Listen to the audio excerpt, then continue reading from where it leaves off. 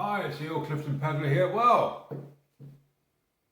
week 11, ride 4, and it was another endurance ride. It was an endurance ride for 2 hours. It was blustery, wasn't expecting that. It didn't quite say that on the local weather charts, but it was blustery today. But I did better than I thought. So all in all, not a bad day. And I sort of did about 27 miles. My average speed for the actual 2 hours was 12 miles an hour. My cadence was 70 revs per minute, and my heart rate was 127. So all in all, pretty pleased with that. And I did 104 minutes in zone 2, which was the target, out of 120, so not too bad there. I did 20 minutes in zone 3, which has surprised me because in a lot of the places had a very strong headwind.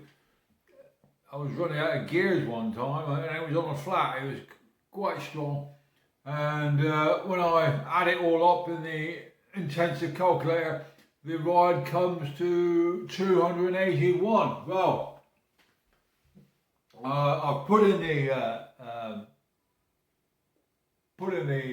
title for this, how to ride faster, and a lot of people I do talk to ask how can you ride faster, and I do ask them what their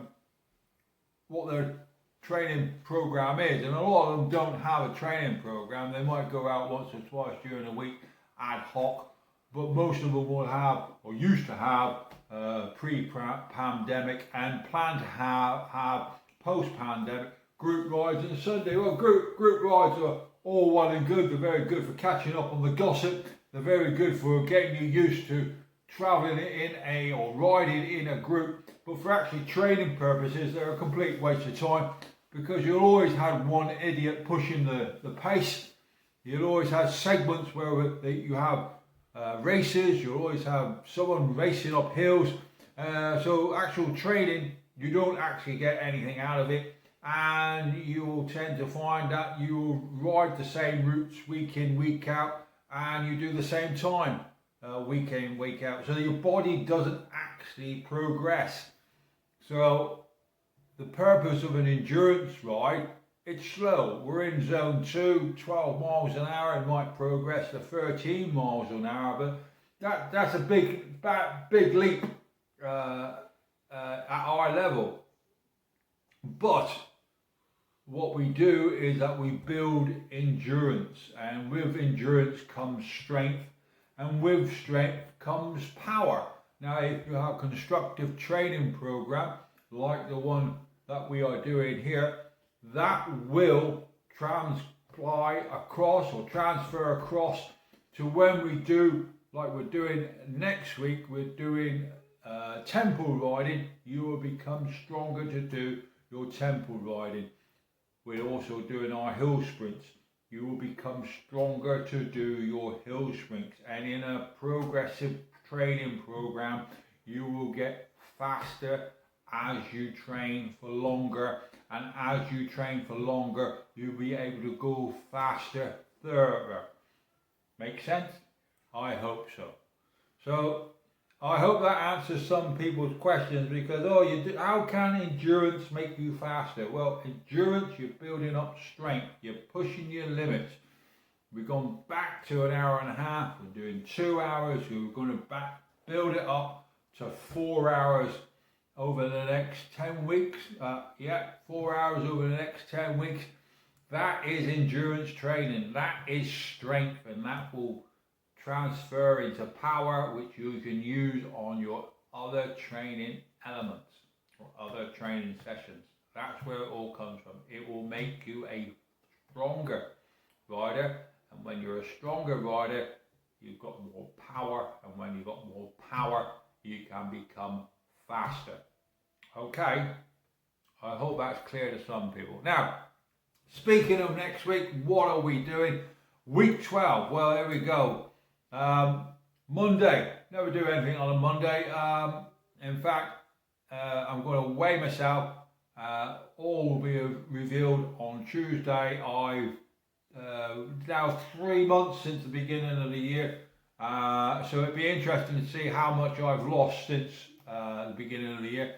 I also took measurements around my waist, a true indicator that you actually are losing weight, because sometimes when you lose weight and when you're losing fat and you're building power, you don't actually see your weight go down, but you will see a change in the physique of yourself. So I've took a measurement, so I'll be able to see how that goes. Right, on the Tuesday we're going back to tempo riding. Slightly different though. Some people call tempo riding sweet spot riding. I don't. To me, sweet spot riding is totally different. Sweet spot riding is aimed at upper limits of zone 3 and lower limits of zone 4. It's got its own zone to itself. Tempo is slightly down the pecking bar. Okay, tempo is zone 3. Simple as that. Okay, so what we're going to do, we're going to warm up 10 minutes in zone 1 and zone 2. We're going to do 3 sessions of 20 minutes with 5 minutes in between each one, and then we're going to do a 10-minute cool down. If you ever want to build a program with yourself and you're doing sessions like this, the time of your session, so 20 minutes in this case, your rest period is going to be about a quarter.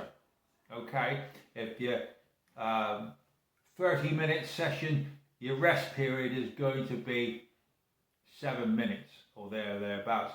If your session is for 40 minutes, your rest period is going to be 10 minutes. Okay, so that's what we're going to be do on a Tuesday, a tempo session. 3 sessions, 5 minutes in between, in zone 1 to recover.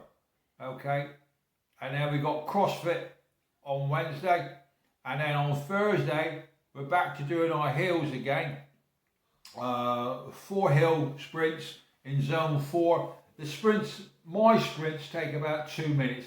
You don't really want them any longer than that. And then we'll be doing about a 10-minute recovery, and because it contradicts what I've just said, it's a higher intensity. We've gone into zone 4 on a hill sprinting. You need that just to get your breath back. As we become fitter, stronger, the recovery session will be reduced, but at the moment we'll leave it at 10 minutes. We got a rest day on Friday and we will need it after that. And then on Saturday and Sunday we've got back-to-back two rides of 2 hours each in zone 2. Good old endurance training again. It comes back again, and we do this because we want to shock our body into recovery. This is a recovery exercise. We're exercising on a Saturday, and then we're going straight out again on the Sunday. Okay, and then it just gets your body working on consecutive days. Whether you're new to cycling and you want to take it further, you need to train your body to be able to work on consecutive days. So that's why we do that. And it's good pushing yourself on the second day, even though it's still only zone 2. You still need to work at it. Okay, so pretty much the same what we did on today, should I say. Yesterday was 2 hours, Saturday's 2 hours, Sunday in 2 hours, and then we're pushing it a bit. We're coming up to 2.5 hours at the beginning of the week after. But again, we'll only do 1 then. So you see how it all changes. We go up and we cut back on the intensity. I know. You get used to it, don't worry. So there we are. That's what we're doing this week. I hope that's all clear. We go slow so we can go fast. And then we put a lot of work in to get fitter. Okay, I hope you enjoy it. Be safe, be seen. Goodbye now.